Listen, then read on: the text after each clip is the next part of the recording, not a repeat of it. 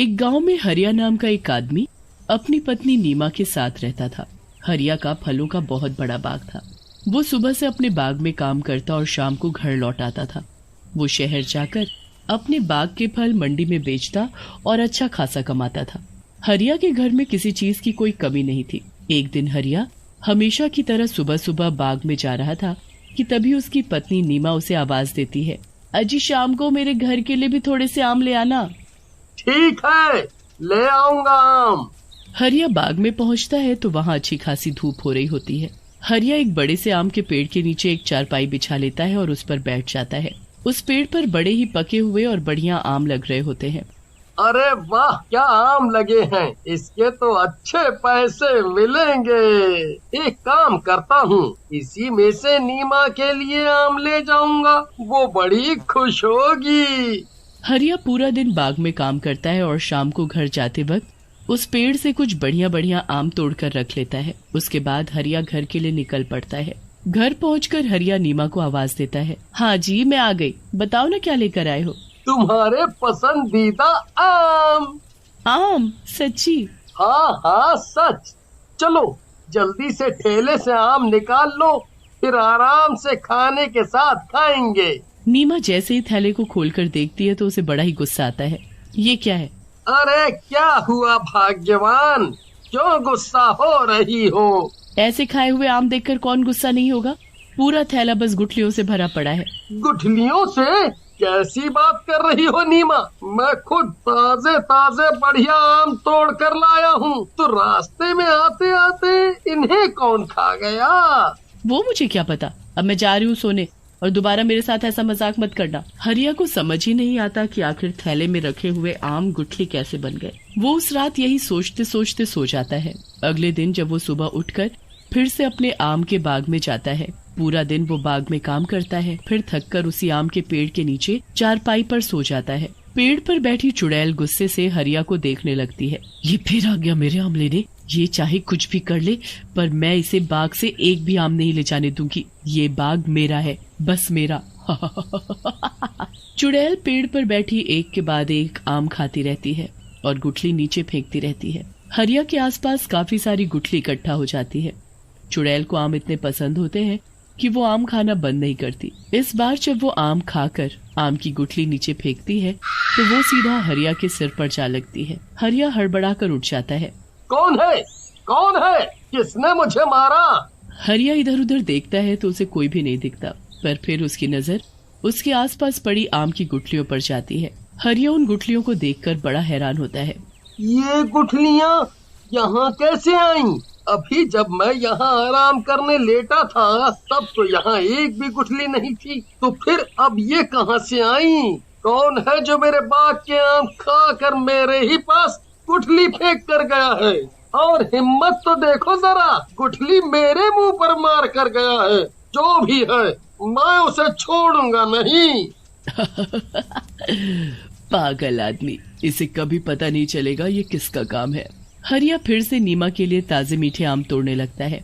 चुड़ैल जब हरिया को आम तोड़ते देखती है तो उसे बड़ा गुस्सा आता है। वो गुस्से में लाल हो जाती है। इसकी फिर से हिम्मत हो गई जो मेरे आम लेकर जा रहा है। लगता है इस बार इसे अच्छा सबक सिखाना पड़ेगा। काफी आम हो गए हैं, चलो अब घर चलता हूँ, काफी देरी हो गई है।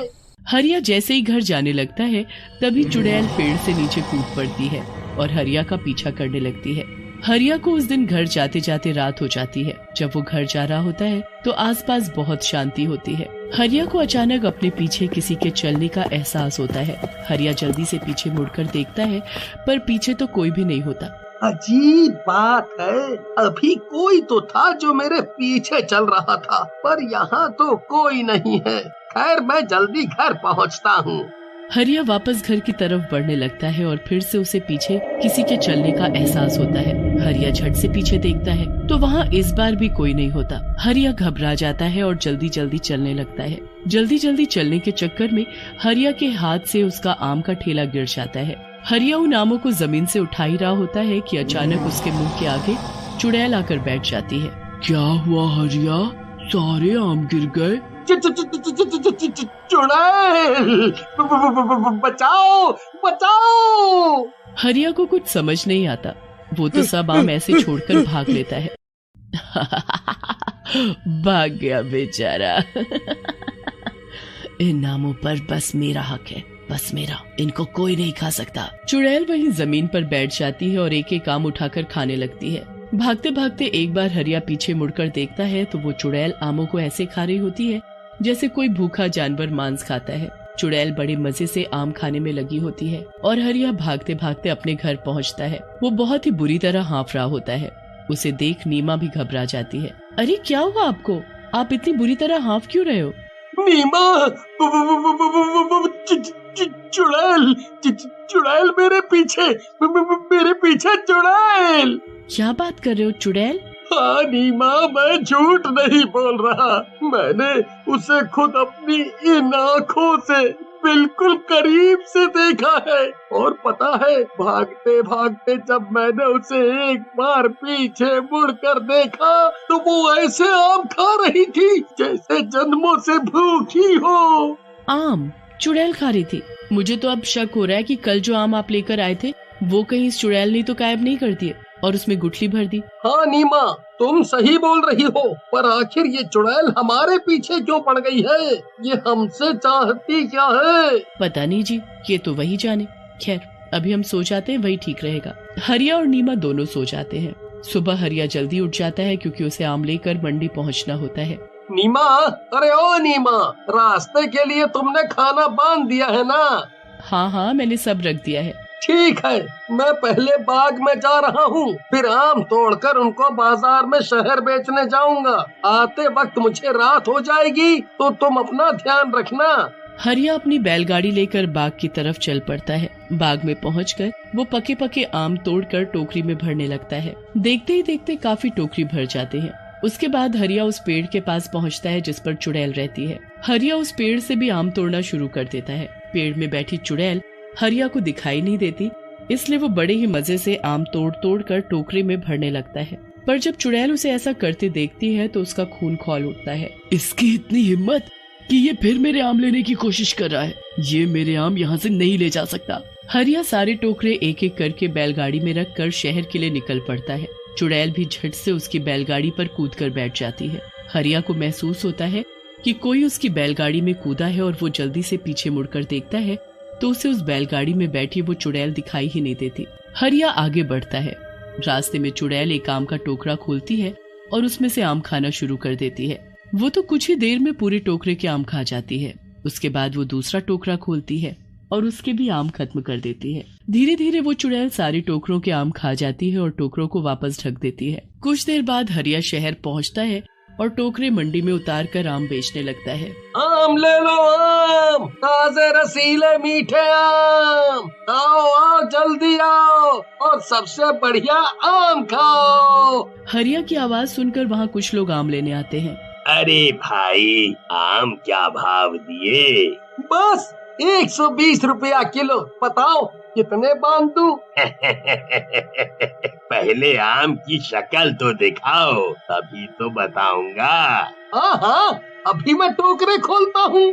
हरिया जैसे ही ढके हुए टोकरे को खोलता है तो उसके होश उड़ जाते हैं। टोकरे में तो बस गुठली ही गुठली भरी होती है। दूसरी टोकरी खोलता है तो उसमें भी गुठली ही भरी होती है। हरिया सारी टोकरी खोलकर देखता है और सभी में बस गुठली भरी होती है। हरिया को समझ ही नहीं आता और वो निराश होकर घर वापस आता है और नीमा को सारी बात बताता है। ये हो ना हो उसी चुड़ैल का ही काम है, इसका कुछ करना पड़ेगा। मैं आज ही तांत्रिक के पास जाती हूँ। नीमा फिर एक तांत्रिक के पास जाकर उसको अपने साथ बाग में लेकर आती है। तांत्रिक को एहसास हो जाता है कि चुड़ैल किस पेड़ पर बैठी है। तांत्रिक अपने थैले से एक धागा निकालकर उस पेड़ को बांध देता है। ए तांत्रिक, ये तो क्या कर रहा है? ऐसा मत कर वरना मैं भी इस पेड़ से बंध जाऊंगी। यही तो मुझे करना है। तूने बड़ा दुखी किया हुआ है। आखिर तू चाहती क्या है? मुझे आम बहुत पसंद है। एक दिन जब ये आदमी आम बेचने शहर जा रहा था तब मैंने इसकी बैलगाड़ी से आम खाया था और मैं इसके साथ ही यहाँ आ गई। अब इन सब आमों पर मेरा हक है।